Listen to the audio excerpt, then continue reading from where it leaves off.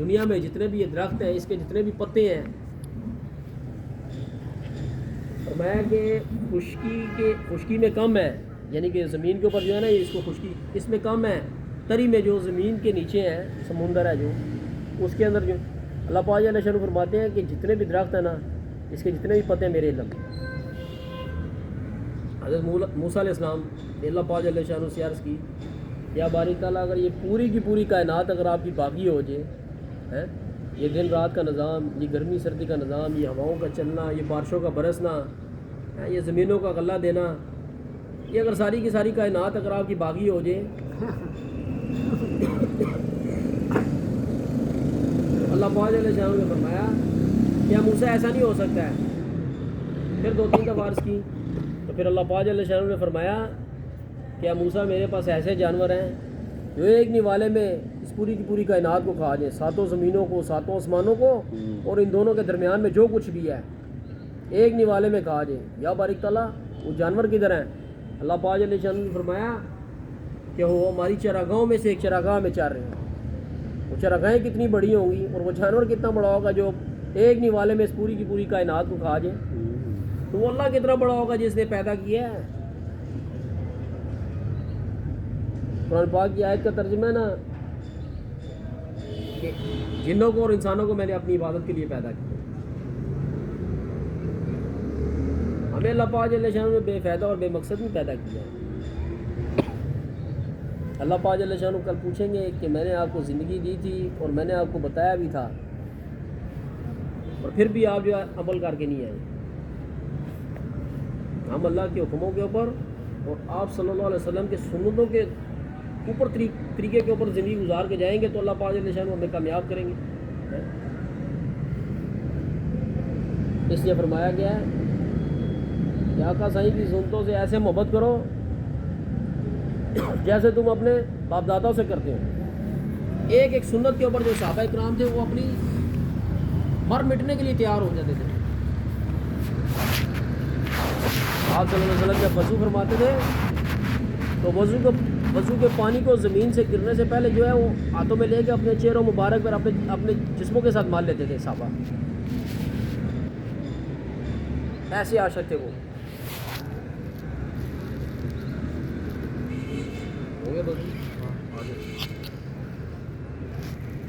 آ جائیں قریب آ جائیں ماشاء اللہ۔ بس بہت مبارک مجلس ہے یہ، جو یہ اللہ کی ذکر ہو رہا ہو، جہاں پہ اللہ کی بڑائی ہو رہی ہو نا، ایسی یہ فرشتے جو ہر ٹائم گشت کر رہے ہوتے ہیں، جو جہاں پہ اللہ کی بڑائی بیان کر رہی ہو، اللہ کا ذکر ہو رہا ہو، اللہ کی حمد بیان ہو رہی، تو فرشتہ اس طرح کی مجلسوں کو ڈھونڈتے ہیں اور پھر جب وہاں پہ دیکھ لیتے ہیں پھر اپنے دوسرے فرشتوں سے کہتے ہیں کہ تم جس مقصد کے لیے، جس چیز کے لیے تم یہاں پہ گشت کر رہے تھے، یہاں گھوم رہے تھے، وہ مقصد وہ جگہ مل گئی ہے، تو سارے فرشتے وہاں پہ آنا شروع ہو جاتے ہیں۔ فرشتے اس ایسی مجلس کو دیکھیں، ہم نہ آپ کو جانتے ہیں نہ آپ جانتے ہیں، آپ کا مختلف قبیلہ، ہمارا مختلف کا قبیلہ، کہاں راول پنڈی، کہاں اسلام آباد، تو ہم کس لیے بیٹھے ہیں؟ اللہ کی رضا کے لیے بیٹھے ہیں۔ تو فرشتے اس طرح کی محفل کو ڈھانپ لیتے ہیں اپنے پروں سے، اور فرشتے جب ڈھانپ لیتے ہیں تو اس کے اوپر تاتا بننا شروع ہو جاتا ہے۔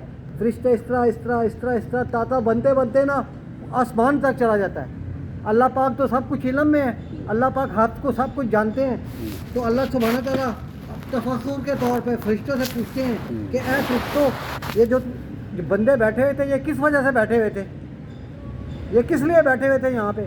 تو فرشتے کہتے ہیں اے اللہ پاک، یہ آپ کی حمد بیان کر رہے تھے، آپ کی بڑائی بیان کر رہے تھے، آپ کی محبت بیان کر رہے تھے، آپ کی ذکر بیان، آپ کی کائنات کی جو تخلیق ہے، جو چیزیں بنائی ہیں ان کی تعریف کر رہے تھے، آپ کی بڑائی بیان کر رہے تھے۔ تو فرشتے کہتے ہیں کہ یہ کس وجہ سے بیٹھے تھے؟ یا اللہ تعالیٰ، یہ جنت کی طلب کر رہے تھے۔ کیا مانگ رہے تھے؟ جنت مانگ رہے تھے، کامیابی مانگ رہے تھے۔ تو اللہ سبحانہ تعالیٰ فرشتوں کو ارشاد فرماتے ہیں کیا انہوں نے کبھی جنت دیکھی ہے؟ تو فرشتے کہتے ہیں یا اللہ پاک، انہوں نے جنت تو کبھی بھی نہیں دیکھی۔ کیا کہتے ہیں فرشتے؟ انہوں نے جنت تو نہیں دیکھی۔ تو اللہ پاک فرماتے ہیں کہ اگر یہ جنت کو دیکھ لیتے تو کیا کرتے؟ تو کہتے ہیں یا اللہ تعالیٰ، یہ تو ہر وقت ہی بیٹھے رہتے، یہ تو انہیں پیشاب پخانے کے لیے کسی کام کے لیے بھی نہ اٹھتے اگر یہ جنت کو دیکھ لیتے۔ تو اللہ سبحانہ تعالیٰ کہتے ہیں جاؤ ان کو جنت کی خوشخبری سنا دو، صرف بیٹھنے کے اوپر اتنے خوش ہوتے ہیں۔ پھر اللہ سبحانہ تعالیٰ کہتے ہیں کس چیز سے پناہ مانگ رہے تھے؟ یا اللہ تعالیٰ پریشانی سے پناہ مانگ رہے تھے، بیماری سے پناہ مانگ رہے تھے، جہنم سے خلاصی کی پناہ مانگ رہے تھے. کتنی خطرناک ہے جہنم. جہنم اتنی بڑی خطرناک ہے, جب انسان پل صراط سے گزرے گا 1500 سال کا سفر ہے, 500 سال اس طرح چڑھائی ہے, سیدھائی ہے, پھر 500 سال اس طرح ہے, بال سے باریک ہے اور تلوار سے زیادہ تیز ہے. ہر انسان نے اس پہ سے گزرنا ہے. تو جو اللہ کا ذکر کرے گا, اللہ کے حکم پہ چلے گا, نمازوں کا اہتمام کرے گا, وہ اس سفر میں اتنی وقت میں گزرے گا جتنی دیر میں فجر کی 2 سنتیں ہوتی ہیں, یا فرض کے فجر کے 2 فرض, اس وقت میں وہ پار کر جائے گا. جہنم ایسی گھڑی ہے. فرماتے ہیں جہنم میں اگر کسی کو پھینکا جائے نا تو 70 سال کا بوڑھا بن جائے گا تب وہ جہنم کی تہہ پہ گزرے گا. اتنی بھیانک جہنم ہے. تو اللہ پاک کہتے ہیں جاؤ ان کو جہنم سے چھٹکارے کی خوشخبری سنا دو, جہنم سے چھٹکارے کی خوشخبری سنا دو. تو پھر فرشتے کہتے, اللہ پاک کہتے ہیں انہوں نے جہنم دیکھی ہے, کہتے ہیں نہیں دیکھی, تو ان کو کہتا ہے خوشخبری سنا دو. اتنی مبارک مجلس ہے.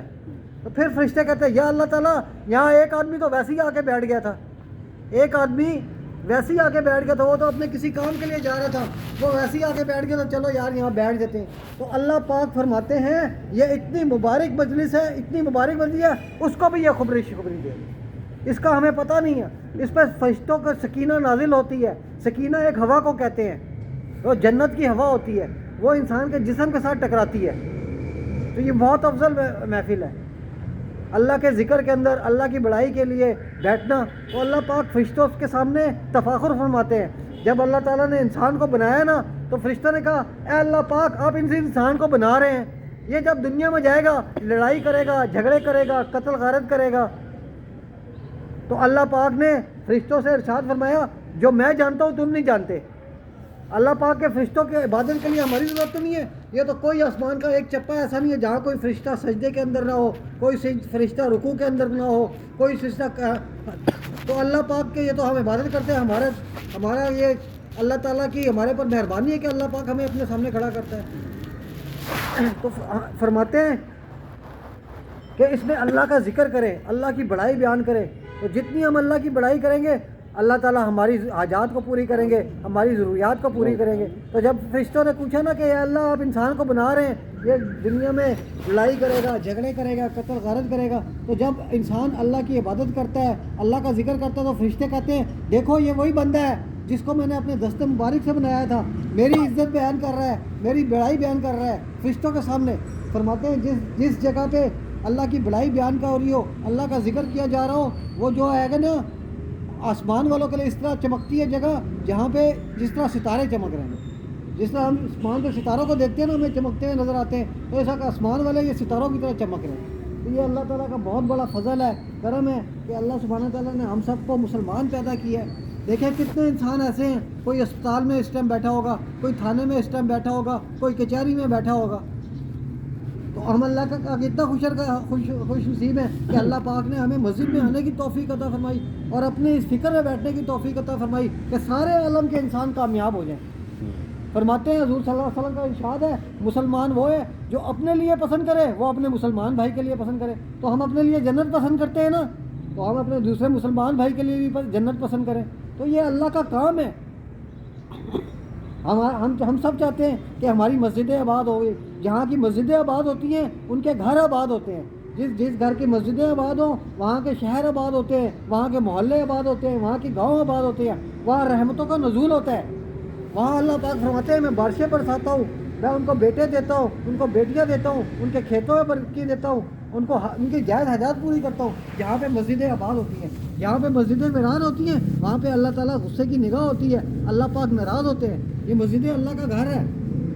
قیامت والے دن جب قیامت آئے گی تو یہ ساری مسجدیں نا اوپر اٹھا لی جائیں گی. تو یہ مسجدیں کہیں گی یا اللہ پاک ہمارے آباد کرنے والوں کو بھی ہمارے ساتھ لے کے چلو. تو جو مسجدوں کو آباد کرتے ہیں وہ بھی اللہ کے گھر جنت میں داخل ہوں. تو یہ بہت افضل جگہ ہے مسجد اللہ کا گھر ہے. اس کو آباد کریں, اس میں اللہ کا ذکر کریں, اللہ کی بڑائی کریں. جب اللہ تعالیٰ کے گھر آتا ہے تو اللہ تعالیٰ بہت خوش ہوتے ہیں, اس کی حاجات پوری کرتے ہیں, اس کی ضروریات پوری کرتے ہیں, اس کی پریشانیاں پوری کرتے ہیں. تو میرے بھائیو دوستوں یہ دین بہت آسان ہے.